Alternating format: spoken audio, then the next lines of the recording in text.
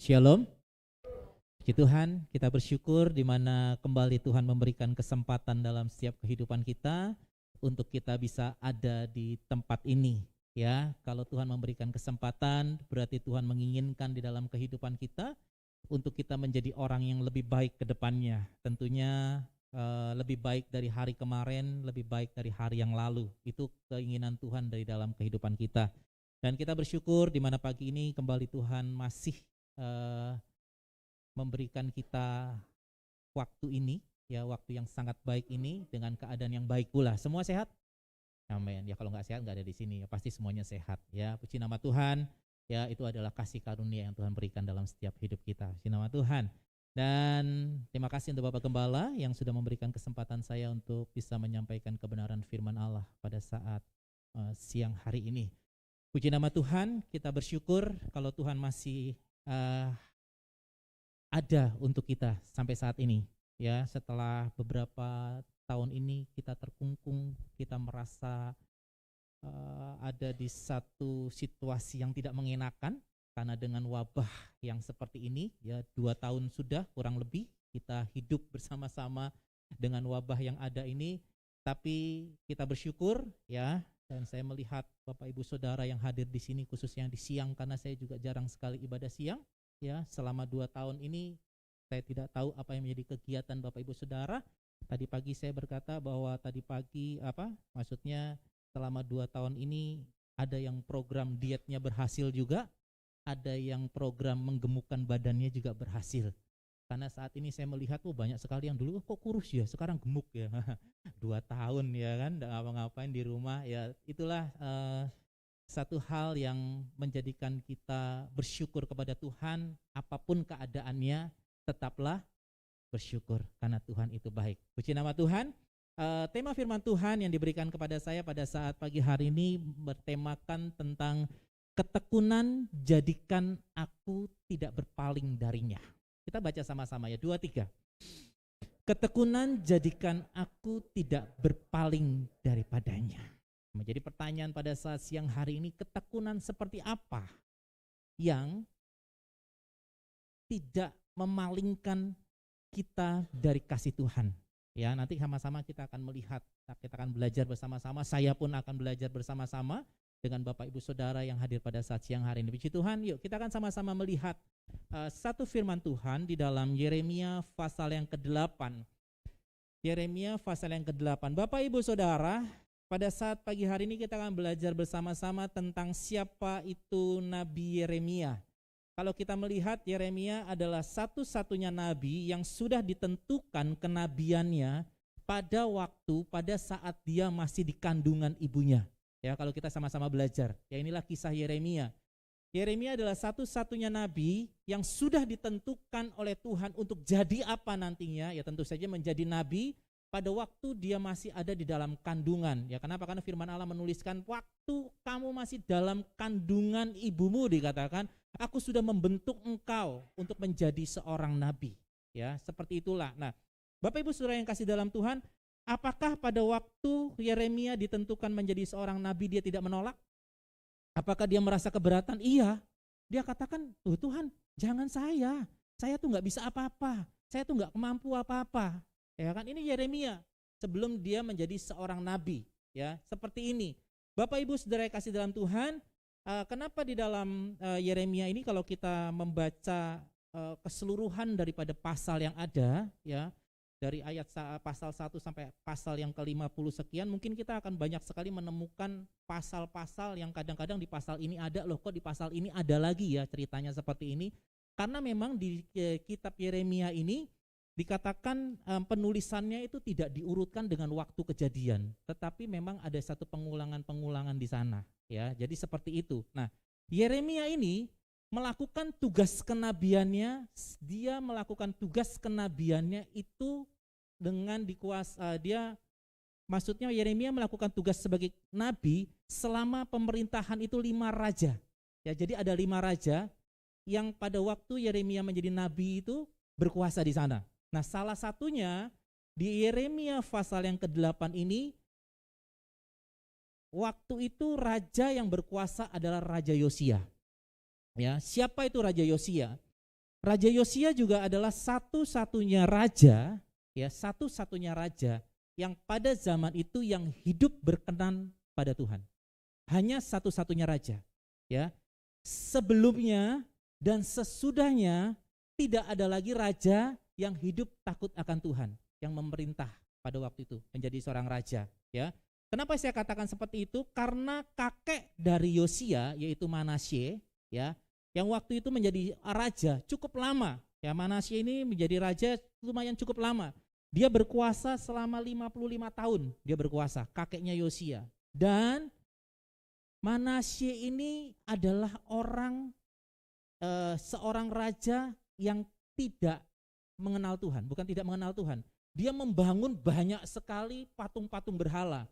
Dia mengizinkan bangsa ini untuk beribadah kepada Allah lain, untuk beribadah kepada ilah lain. Dia membangun mezbah-mezbah bakaran untuk persembahan kepada Baal. Nah, ini Manasye. Dia hidup 55 tahun. Coba bayangkan, ada seorang raja yang memimpin rakyatnya dengan diajarkan dengan sesuatu yang hidup tidak takut akan Tuhan. Lama enggak 55 tahun? Lama. Sudah mendarah daging mungkin ya. Sudah menjadi darah daging kepada bangsa Israel ini yang dikatakan dipimpin oleh seorang raja ini 55 tahun dia berkuasa. Nah, Bapak Ibu Saudara yang kasih dalam Tuhan, ini adalah kakek daripada Yosia. Ya, cukup lama memang. Jadi pemahaman daripada bangsa Israel ini pun terbawa dengan kepemimpinan daripada Manasye ini. Kemudian setelah Manasye meninggal, setelah Manasye wafat, digantikan oleh anaknya yang namanya Amon. Ya. Nah, Amon ini adalah ayah dari Yosia. Gitu ya. Nah, bersyukurnya Amon ini hanya memerintah selama 2 tahun. Terus bagaimana pemerintahannya Amon? Sama seperti ayahnya Manasye.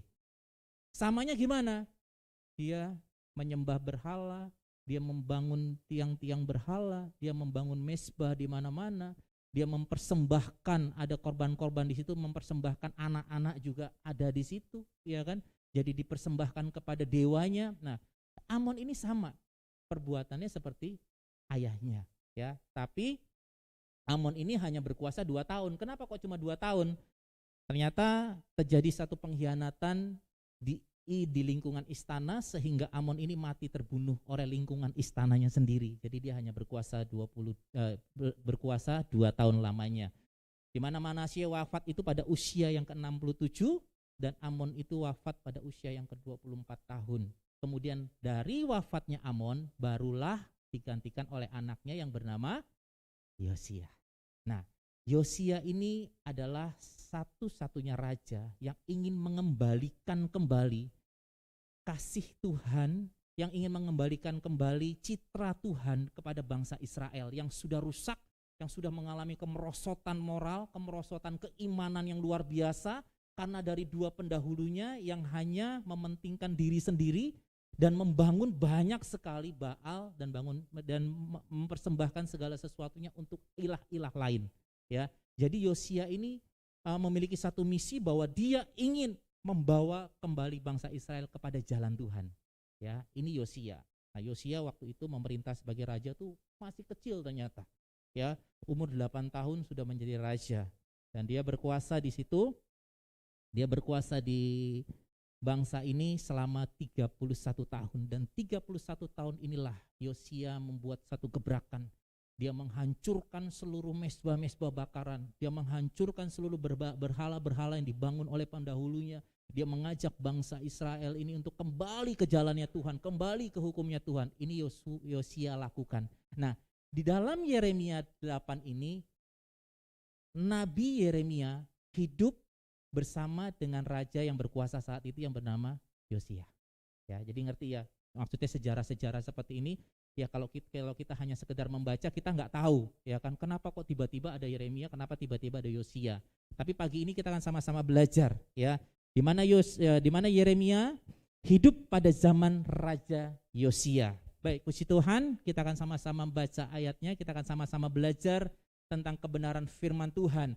Apa yang terjadi pada bangsa Israel waktu itu pada zaman Nabi Yeremia yang dipimpin oleh rajanya Yosia. Seperti ini firman Tuhan. Engkau harus mengatakan kepada mereka, Tuhan berkata kepada Yeremia, ya, karena waktu zaman perjanjian lama itu Tuhan nggak mungkin bisa langsung berbicara kepada bangsanya, kepada rakyatnya. Dia harus melalui nabi Tuhan. Nah, nabi Tuhan yang dipakai adalah nabi Yeremia. Ya, dikatakan engkau harus mengatakan kepada mereka. Dikatakan beginilah firman Tuhan. Mengatakan kepada siapa? Bangsa Israel. Mengatakan kepada kita juga yang hadir pada saat siang hari ini. Beginilah firman Tuhan, apabila orang jatuh, masakan ia tidak bangun kembali. Kemudian, apabila orang berpaling, masakan ia tidak kembali. Ya. Kita terus ayat yang kelima. Mengapakah bangsa ini berpaling terus menerus, mereka berpegang pada tipu, mereka menolak untuk kembali. Coba kita bayangkan, bangsa Israel ini adalah bangsa pilihan Tuhan. Bangsa yang sudah dibebaskan dari perbudakan. Tetapi karena terjadi satu pengajaran yang salah, ya kan? Ada satu pemahaman yang salah. Sampai-sampai Tuhan bilang sama Yeremia, kamu sampaikan gini loh. Orang yang jatuh itu sewaktu-waktu pasti akan bangkit kok. Orang yang jatuh itu nanti lama-lama juga pasti bangun kok. Artinya apa? Orang yang sudah jatuh itu pasti akan bertobat kok. Gitu loh. Tapi bangsa ini dikatakan, apa dikatakan? Bangsa ini berpaling. Bangsa ini berpaling dari Tuhan terus menerus. Berarti bangsa Israel ini bertekun di dalam kesalahan. Betul? Sudah tahu salah loh. Enggak mau berbalik. Sudah tahu salah loh. Enggak mau berpaling kembali kepada Tuhan. Sangat jelas sekali Tuhan berkatakan mereka berpegang kepada tipu. Mereka menolak untuk kembali. Padahal tahu kalau dia salah. Ayat yang ke-6. Aku telah memperhatikan dan mendengarkan. Lihat Tuhan sampai seperti ini loh. Mereka tidak berkata dengan jujur. Tidak ada yang menyesal karena kejahatannya dengan mengatakan, apakah yang telah kulakukan ini? Sambil berlari semua mereka berpaling seperti kuda yang menceburkan diri ke dalam pertempuran. Coba. Sampai sedemikian parahnya bangsa Israel memiliki kemerosotan moral yang luar biasa. Ini umat pilihan Allah loh. Tapi kok bisa Tuhan berkata kamu tidak berkata jujur. Bahkan tidak ada penyesalan. Bangsa ini tidak merasa bersalah dan menyesal karena perbuatan jahatnya. Ini yang Tuhan ingin mau sampaikan kepada bangsa Israel. Bahkan Tuhan sampaikan ini juga dalam kehidupan kita semua. Seberapa banyak kita juga yang hadir pada saat siang hari ini sudah tahu salah loh. Amin. Tapi enggak mau mengakui kesalahannya.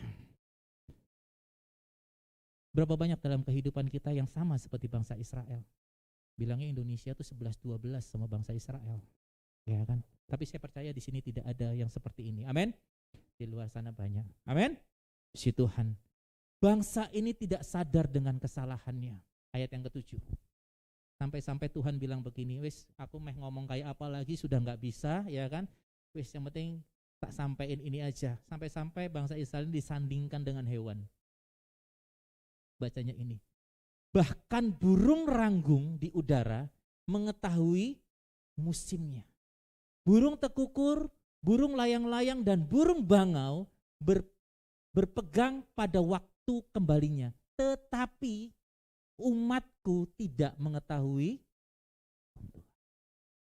Bangsa Israel sudah mengetahui hukum Tuhan belum? Sudah mengetahui belum? Tapi kenapa kok Tuhan bilang kamu gak mengetahui hukum Tuhan? Apa yang menjadi penyebab bangsa Israel dikatakan oleh Tuhan kamu gak mengetahui hukum Tuhan? Karena bangsa Israel hanya sekedar tahu. Dia tidak menghidupi hukum itu sendiri di dalam dirinya. Dia tidak melakukan apa yang menjadi hukum itu di dalam dirinya. Contohnya seperti ini Bapak Ibu Saudara. Kita hanya sekedar tahu ada satu peraturan, ya kan? Ada satu peraturan, 1 kamu nggak boleh ini, 2 kamu nggak boleh ini, 3 kamu nggak boleh ini.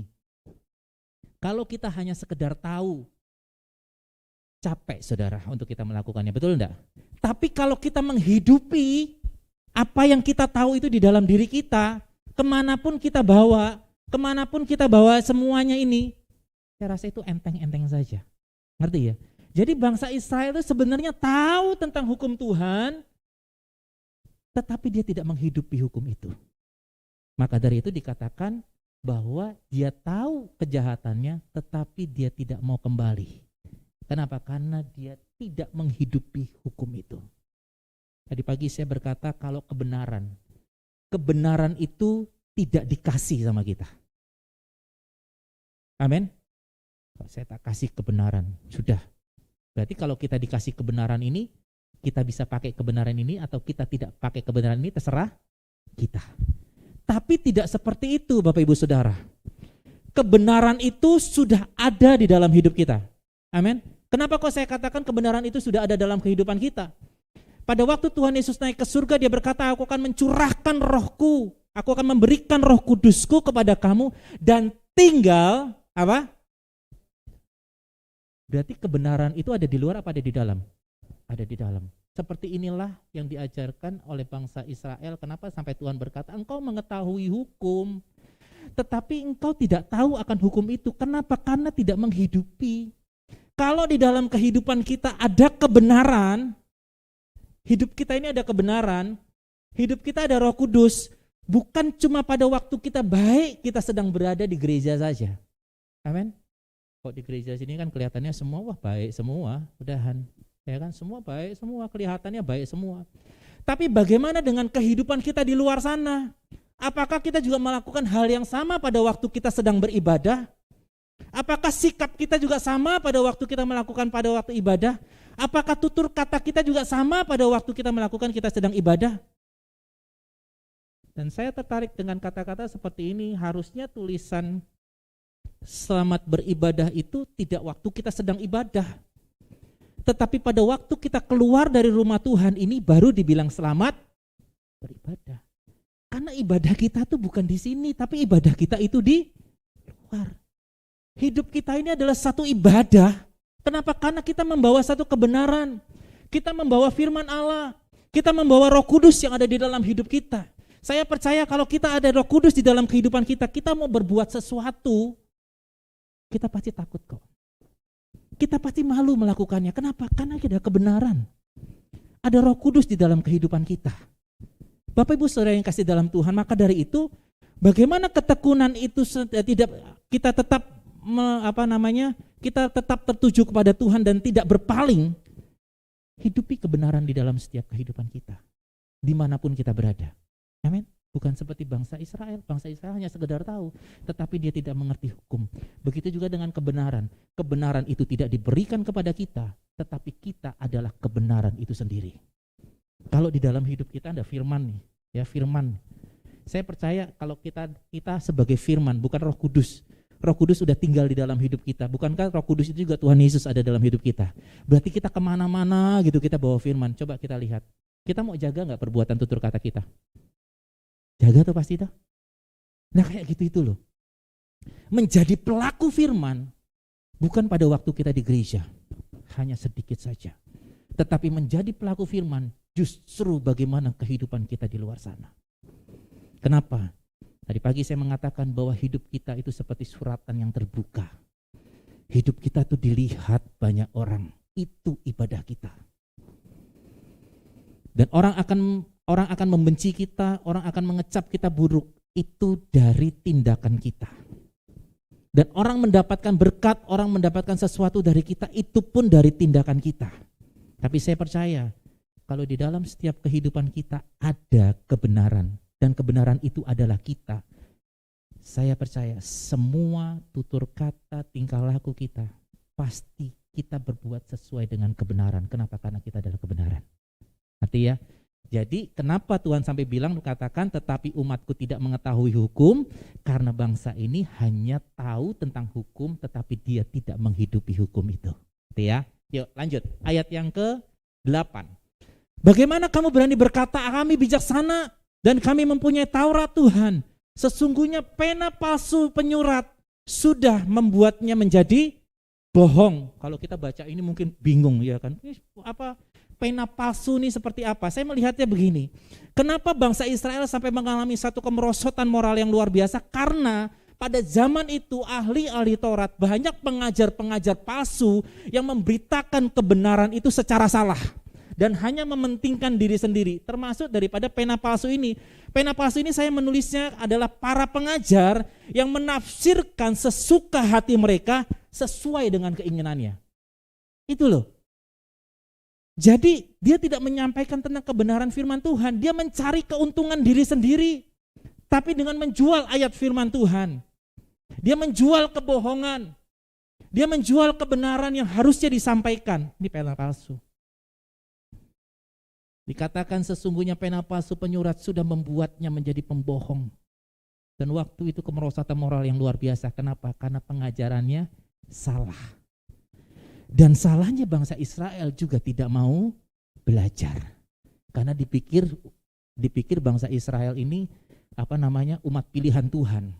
Kalau umat pilihan Tuhan ini kan ya wes, yang penting diselamatkan ya tetap diselamatkan. Sekarang contohnya begini, Bapak Ibu Saudara sekolah, masuk SMP kelas 1 gitu kan, masih ada jenjang 3 tahun ke depan untuk Bapak Ibu mengejar yang namanya kelulusan gitu kan, mengejar yang namanya kelulusan.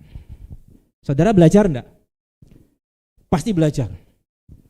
Tapi di pertengahan pelajaran, di tengah berjalannya pengajaran ini, ada seorang guru yang berkata, bilang gini, udah yang penting satu kelas ini semua besok lulus. Enggak ada yang enggak lulus. Kira-kira saudara belajar enggak? Jawab sendiri pertanyaannya. Jadi kayak gini nih loh bangsa Israel. Ngerti? Dikatakan kamu akan selamat. Tapi ngerti ya hukum. Kamu belajar hukum. Kalau enggak ngerti, ya kamu nantinya jadi kayak gitu loh. Nah sama kayak kita kan. Kita kalau sekolah terus tahu dari awal-awal kita sekolah saya sudah bilang pasti lulus. Kalau anak-anak yang biasa-biasa saya bilang, wis ngapain belajar? Gitu dah. Ngapain belajar? Nah inilah ya. Pada waktu kita tidak memiliki pengetahuan, kita pasti akan terjerumus dengan hal-hal yang salah. Kita pasti terjerumus dengan hal-hal yang terkadang itu kita melihatnya benar, tetapi justru itu salah. Banyak gak pengajaran-pengajaran kayak gitu sekarang? Ini bukan dulu saja loh. Dulu sudah dituliskan ada pena palsu loh. Sekarang banyak gak? Banyak. Ya kan banyak. Nah kalau Bapak Ibu Saudara pada waktu mendengar ada seorang hamba Tuhan yang berkhotbah yang mementingkan diri sendiri, ya kan tahu kan Bapak Ibu Saudara kan bilangnya dewasa, ya kan mementingkan diri sendiri dengan memahami ayat terus dipakai kayak tentang ini terus ya. Ya sekarang gampangannya tentang materi sajalah. Banyak sekali hamba-hamba Tuhan yang mementingkan sendiri dengan menjual ayat ini untuk mementingkan diri sendiri, ya kan banyak sekali. Nah kalau Bapak Ibu nggak ngerti, seakan-akan kayak ada kok saya nggak sejahtera ya mendengarnya. Tanya sama para pendeta di sini, kalau nggak ketemu sama para pendeta, tanya sama Bapak Gembala langsung. Ya. Bilang, Pak, saya kok dengar pendeta ini kok ngomong seperti ini ya, padahal ayatnya seperti ini. Tanya nggak apa-apa, lebih baik bertanya daripada kita tersesat sama seperti bangsa Israel yang sudah tahu hukum, tetapi dia tidak pernah menghidupi hukum. Kenapa? Karena dia tidak mau belajar. Dia hanya sekedar mendengar, dia hanya sekedar mendengar dan tidak melakukan dan tidak mencari seperti apa hukum itu sebenarnya. Jadi hati-hati. Pena palsu penyurat sudah membuatnya menjadi bohong. Klik ayat 9. Orang-orang bijaksana akan menjadi malu, akan terkejut dan tertangkap. Sesungguhnya mereka telah menolak firman Tuhan, maka kebijaksanaan apakah yang masih ada pada mereka? Coba kita lihat. Tuh bangsa ahli Taurat, ya kan, yang melakukan kebohongan, mengajarkan sesuatu yang bohong, ingin mementingkan diri sendiri, enggak ada kebijaksanaan di dalamnya. Dikatakan bahkan para nabi, imam dan orang bijaksana telah menyelewengkan kitab Taurat. Mereka hanya mengejar untung dan melakukan tipu daya terhadap umatnya. Ayat 10 dikatakan seperti ini. Sebab itu, nah ini ya, diberikan sesuatu penekanan, kamu kayak begitu, tak kasih ini loh. Tuhan kira-kira bilang begini di ayat yang ke-10. Sebab itu aku akan memberikan istri-istri mereka kepada orang lain, ladang-ladang mereka kepada penjajah. Sesungguhnya dari yang kecil sampai yang besar, semuanya mengejar untung, baik nabi maupun imam, semuanya melakukan tipu. Prosot banget ya, apa maksudnya yang terjadi di tengah-tengah bangsa Israel waktu itu. Terus ayat yang ke-11, Dikatakan apa? Mereka mengobati luka putri umatku dengan memandang ringan. Katanya damai sejahtera. Tetapi tidak ada damai sejahtera. Apa arti dari ayat ini? Ya, kalau kita pelajari kenapa mereka mengobati luka-luka putri umatku. Dikatakan pada waktu sebenarnya lukanya ini parah. Ya kan? Lukanya sudah parah. Kehidupannya ini sudah parah. Tetapi pada waktu dia datang kepada hamba Tuhan, dia berkata, aduh enggak apa-apa, lukamu ringan, lukamu kecil, ya ini gampang wis, wis nanti selesai sendirinya, wis sukacita wae, ya kan, udah damai sejahtera aja. Padahal dituliskan di situ tidak ada damai sejahtera. Ya. Nah, bangsa Israel itu seperti itu. Padahal bangsa Israel itu sudah merosot moralnya tuh luar biasa. Tetapi yang diajarkan adalah enggak apa-apa. Wis ini lukamu kecil, enggak parah. Enggak apa-apa. Tetap ada damai sejahtera kok. Padahal enggak ada damai sejahtera. Coba kita lihat.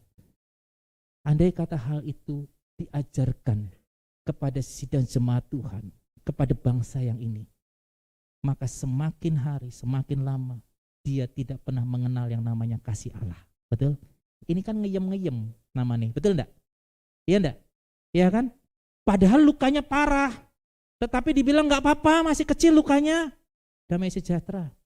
Coba kita lihat, hal ini akan menghancurkan mental daripada bangsa Israel dan mental kita juga pada saat ini. Ayat yang ke-12, seharusnya mereka merasa malu sebab mereka melakukan kejijikan. Jadi para pengajar-pengajar itu dikatakan seperti ini. Tetapi mereka sama sekali tidak merasa malu dan tidak kenal noda mereka. Sebab itu mereka akan rebah di antara orang-orang yang rebah. Mereka akan tersandung jatuh pada waktu mereka dihukum. Firman Tuhan. 13. Dikatakan, aku mau memungut hasil mereka. Demikianlah firman Tuhan. Tetapi tidak ada buah anggur pada pohon anggur. Tidak ada buah ara pada pohon ara, dan daun-daunan sudah layu. Sebab itu aku akan menetapkan bagi mereka orang-orang yang akan melindas mereka. Coba. Jadi Tuhan ini kok ya mesakno gitu ya. Mesak ini apa? Yang harusnya sudah bisa memanen buah itu kepada bangsa ini, ya kan? Kepada orang-orang ini, tetapi Tuhan tidak mendapatkan apa-apa.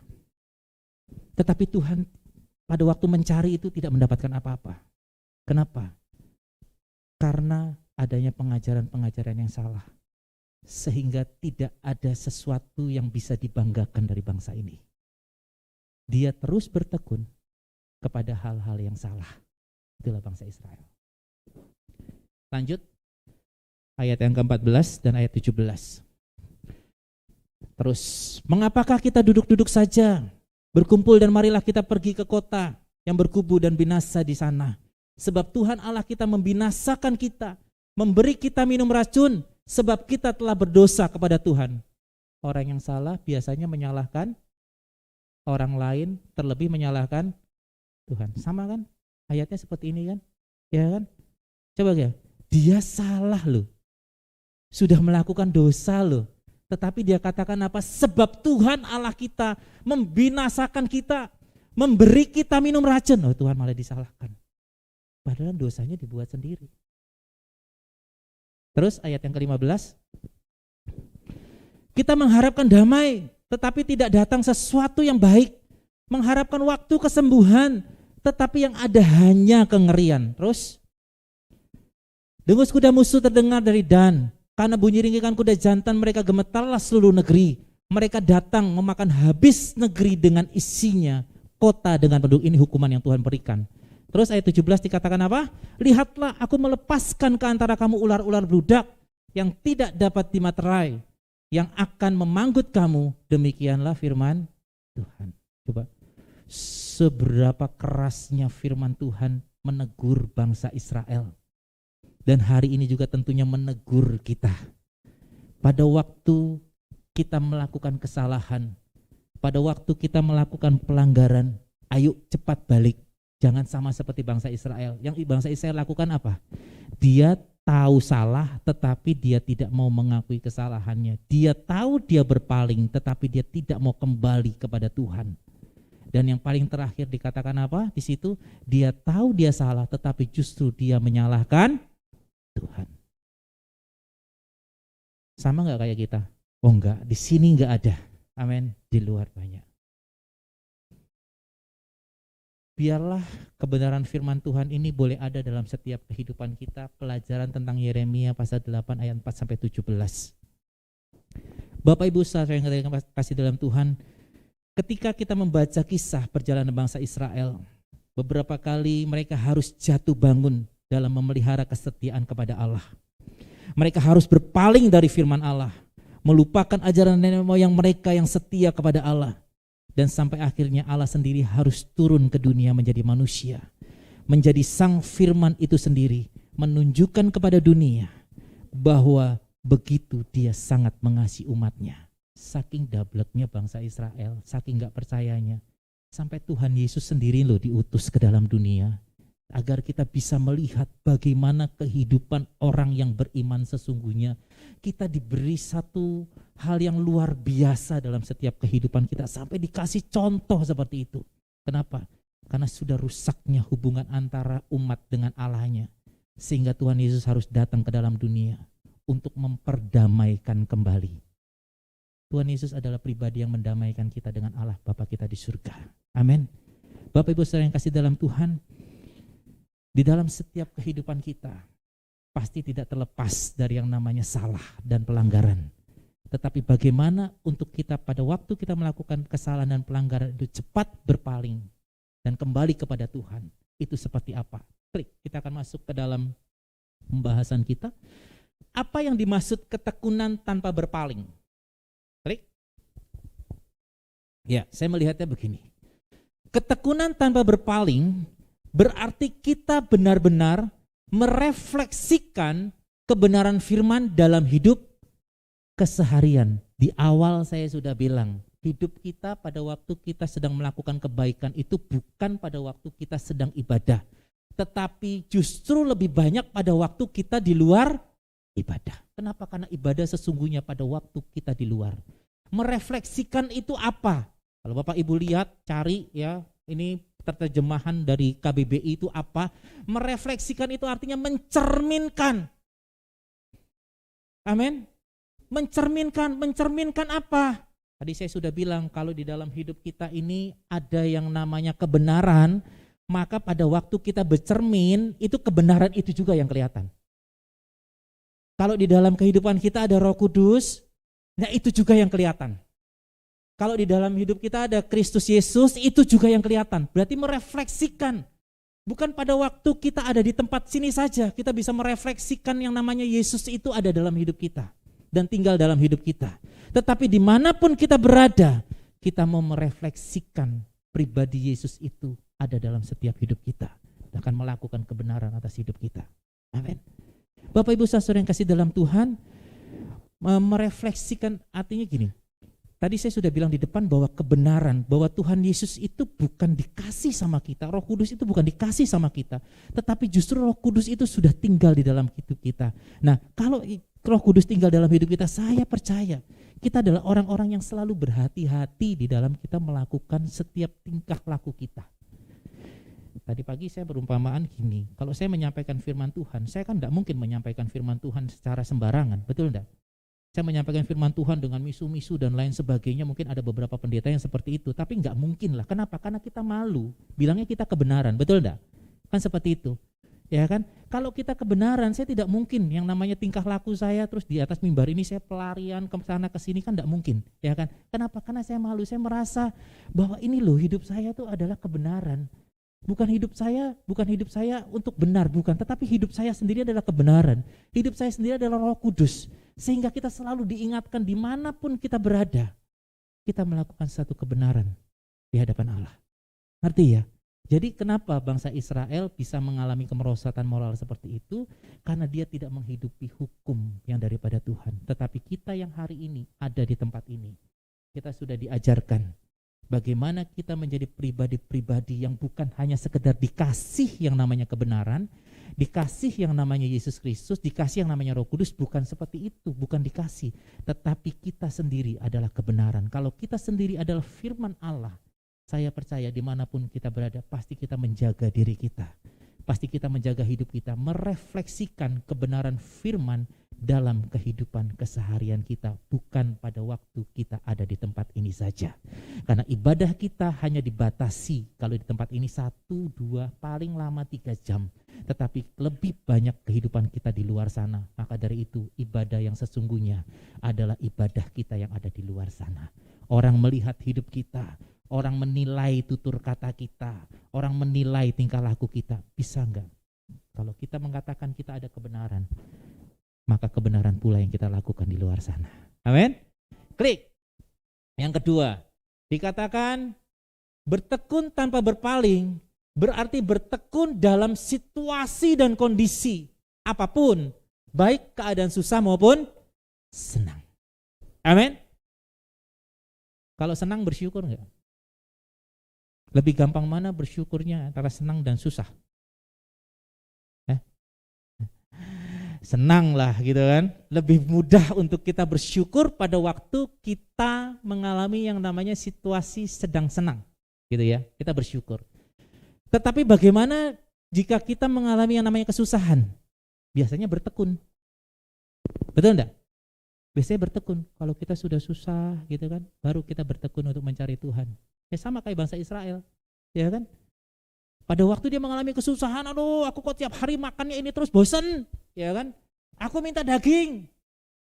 Mulai tekun lagi sama Tuhan, dikasih sama Tuhan, dipuaskan sama Tuhan. Tapi besok udah senang, lupa berpaling lagi, ya kan?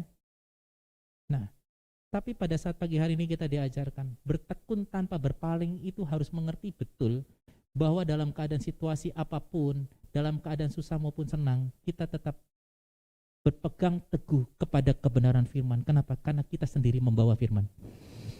Dan hidup kita sendiri adalah firman. Dan saya percaya kekuatan firman itu akan mendatangkan kekuatan yang kokoh dalam setiap hidup kita. Amin.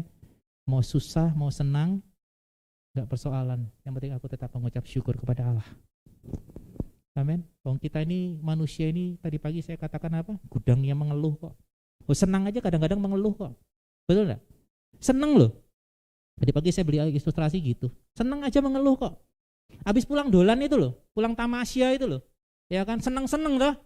Pulang tuh ngeluh enggak? Ngeluh toh. Ngeluhnya apa, Pak? Kita tuh gudangnya ngeluh gitu loh. Wong senang ngeluh kok apa nih susah gitu kan. Ya. Jadi bersyukurlah dengan semua kondisi yang ada. Kalau kita berkata hari ini kita sedang susah, enggak sendiri kok. Banyak orang yang lebih susah dari kita. Amin. Tapi bedanya apa? Pada waktu kita mengalami kesusahan. Karena kita tahu di dalam hidup kita ada Roh Kudus yang selalu memberi kekuatan. Dan dia Allah yang selalu memberikan kemenangan pada akhirnya dalam setiap hidup kita. Amin. Bertekun tanpa berpaling, berarti bertekun dalam situasi dan kondisi apapun. Baik keadaan susah maupun senang. Jadi mau susah maupun senang, kita tetap bersyukur kepada Tuhan. Klik. Yang ketiga, yang terakhir. Bertekun tanpa berpaling berarti menunjukkan integritas kita sebagai orang beriman. Integritas itu apa? Mutu, ya kan? Kualitas. Hidup orang Kristen itu ditentukan dengan integritas kita, nilai diri kita. Nah, nilai diri kita itu tidak bisa dilihat pada waktu kita sedang ibadah gini, Bapak Ibu Saudara, betul? Tapi nilai diri kita dilihat pada waktu kita sedang hidup bermasyarakat di luar. Bagaimana nilai kita di luar sana? Apakah kita menjadi orang yang menyenangkan? Apakah kita menjadi orang yang menyebalkan? Itu kehidupan di luar sana, bukan di sini. Kalau di sini semuanya keadaannya baik-baik saja, amin. Semuanya enak dilihat kok. Ya kan, duduk aja rapi gitu kan ya. Senyum juga nggak begitu lebar karena nggak bisa senyum ya ketutupan ini ya kan. Dijaga benar, dihati-hati. Tapi di luar sana, bagaimana dengan kehidupan kita? Integritas kita itu dipertaruhkan sebagai orang Kristen loh, ya kan. Loh, kalau orang-orang lain berbuat jahat itu biasa-biasa saja, saudara. Kalau ada orang Kristen itu berbuat jahat, jadi omongan sekampung mungkin. Ya kan ngomongnya Kristen gitu kan. Iya enggak? Betul enggak? Apalagi ada yang namanya Matius, Markus, Lukas gitu kan, masuk penjara sekarang gitu, mesti jadi omongan ya kan. Namanya Markus, Lukas, tapi coba kayak gitu, ya kan. Integritas kita itu harus nyata dan itu tidak bisa dilihat di tempat ini, tetapi pada waktu kita hidup bermasyarakat di luar sana menentukan seberapa berintegritasnya kita terhadap iman kita kepada Kristus. Bagaimana kita menempatkan diri di tengah-tengah orang banyak, dimanapun kita berada, di sekolah, di tempat kerja, dimanapun kita berada, tunjukkan bahwa kita memiliki integritas iman kita yang benar di hadapan Allah. Amin. Tidak seperti bangsa Israel, sudah tahu salah tetapi tidak pernah mau berpaling balik kepada Allah, tetapi justru malah menyalahkan Allah. Tetapi kita yang hadir pada saat pagi hari ini, saya percaya kebenaran firman Allah mengingatkan dalam kehidupan kita untuk tidak berpaling dari Tuhan. Cuma satu kuncinya, sadar bahwa kita adalah kebenaran. Kita adalah firman Allah yang harus kita bawa kemana-mana. Bahwa kita ini kan sudah nggak bisa apa-apa lagi, saudara. Roh Kudus itu kan sudah tinggal di dalam hidup kita. Roh Kudus itu bukan di luar loh. Amin. Tuhan tidak menjanjikan Roh Kudus tinggal di luar loh dalam hidup kita, tapi pada waktu dia naik ke surga, Roh Kudus bilang, Tuhan Yesus bilang apa? Roh Kudus akan kuberikan dan tinggal di dalam kamu. Jadi kalau waktu kita pas marah-marah tuh sebenarnya Roh Kudus ada enggak? Ada ya. Tapi kok kita enggak izin ya? Iya. Pada waktu kita misuh-misuh gitu loh, itu Roh Kudus ada enggak? Ada, tapi kok kita enggak izin ya? Ya kan? Ayo, pagi ini kita mulai membangkitkan kembali rasa izin kita kepada Roh Kudus.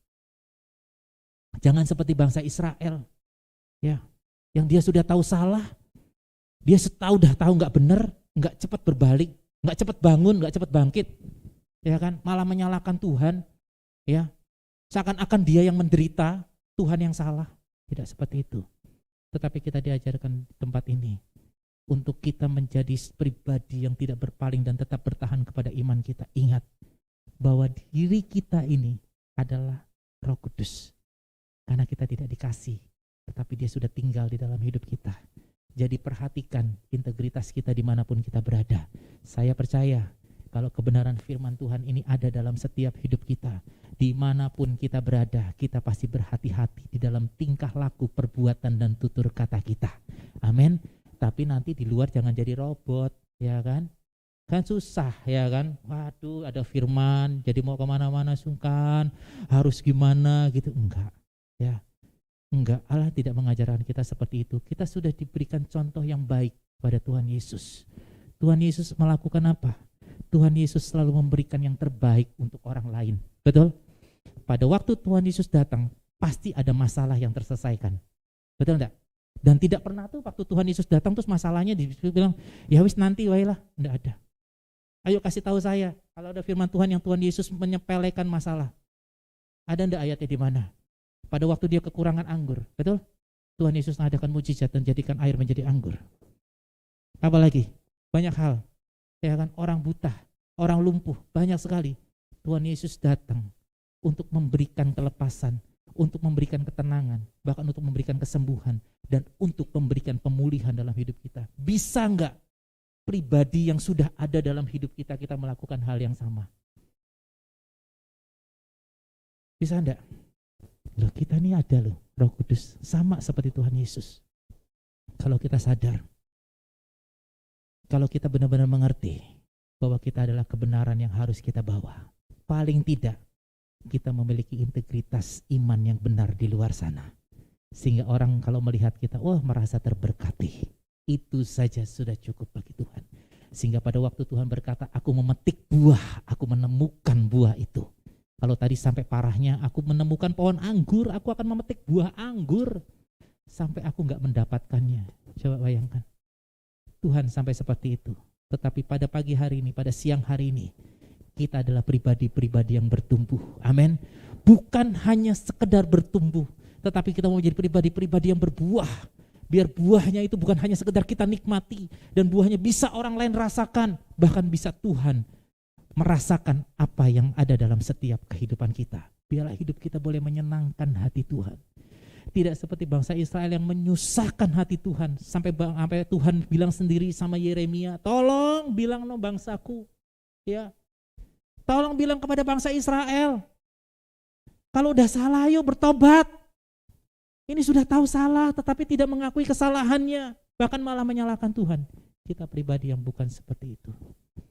Tetapi kita mau menjadi pribadi-pribadi yang sadar akan kesalahan kita dan berbalik kepada Tuhan.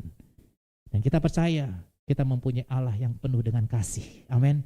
Apapun kesalahanmu, apapun dosamu, Dia Allah pasti akan mengampuni kehidupan kita. Amin. Tapi percayalah, tadi satu kuncinya. Dikatakan pada waktu kita membuat kehidupan kita tidak berpaling daripada Tuhan, ingat bahwa kita adalah kebenaran firman. Jadi dimanapun kita berada, kita harus tahu, oh saya ini firman Tuhan. Oh saya ini Roh Kudus. Sehingga kita diingatkan selalu bahwa kita bisa memberikan yang terbaik bagi Tuhan. Sebagai kesimpulan kita. Klik.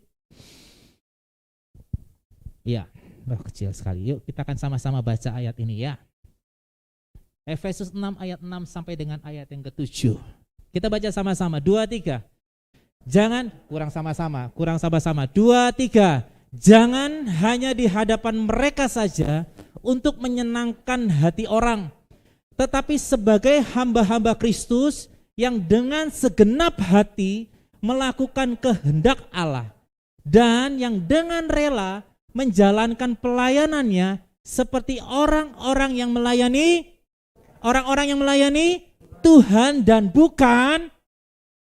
Jadi dimanapun kita berada, kita harus belajar untuk melayani Tuhan, bukan nyari yang namanya orang lihat kita, mencari apresiasi manusia, itu bukan. Ayo mari kita sama-sama pagi ini mencari apresiasinya Tuhan, sehingga dalam setiap kehidupan kita boleh mengalami yang namanya kebenaran dan hidup tidak berpaling dari Allah. Dan ada satu ayat yang sangat luar biasa dikatakan, jadi segala sesuatu perbuatlah itu seperti untuk Tuhan dan bukan untuk manusia. Dan saya percaya pada waktu kita memberikan yang terbaik untuk Tuhan, maka manusia akan melihat itu juga menjadi satu hal yang baik. Betul? Tetapi kalau kita memberikan yang terbaik untuk manusia, itu belum tentu dilihat baik oleh Tuhan. Jadi jangan terbalik. Jangan menyenangkan hati manusia dulu, baru kita menyenangkan Tuhan. Jangan terbalik. Tapi kita mau menyenangkan hati Tuhan terlebih dahulu, baru kita menyenangkan hati manusia. Amin. Di dalam setiap kehidupan kita, biarlah kita boleh menjadi pribadi-pribadi yang hebat. Ingat bahwa kebenaran itu bukan dikasih sama kita, tetapi kita adalah kebenaran itu sendiri. Perlakuan kita, sikap dan tingkah laku, tutur kata kita tidak pada waktu kita sedang ibadah, tetapi justru penilaian orang-orang, integritas diri kita dilihat pada waktu kita masih di luar sana. Puji nama Tuhan, firman Tuhan tidak saya perpanjang, mari kita akan tunduk kepala bersama-sama. Kami bersyukur pada saat siang hari ini Tuhan, kebenaran firman-Mu sudah hamba sampaikan, biarlah ini semua boleh menjadi berkat dalam kehidupan kami semua. Dan biarlah kebenaran firman Tuhan boleh ada dalam setiap kehidupan kami anak-anak-Mu. Dan ajar kami untuk melakukan semua apa yang sudah kami dengar, bukan hanya kami menjadi pendengar yang baik. Terima kasih untuk kebenaran firman-Mu, terus Engkau memperkaya iman kami Tuhan, menjadi iman yang senantiasa kuat di hadapan Allah. Terima kasih atas firman-Mu yang sudah kami dengar, hanya di dalam nama Tuhan Yesus kami berdoa. Amin. Waktu dan tempat saya kembalikan kepada koordinator ibadah.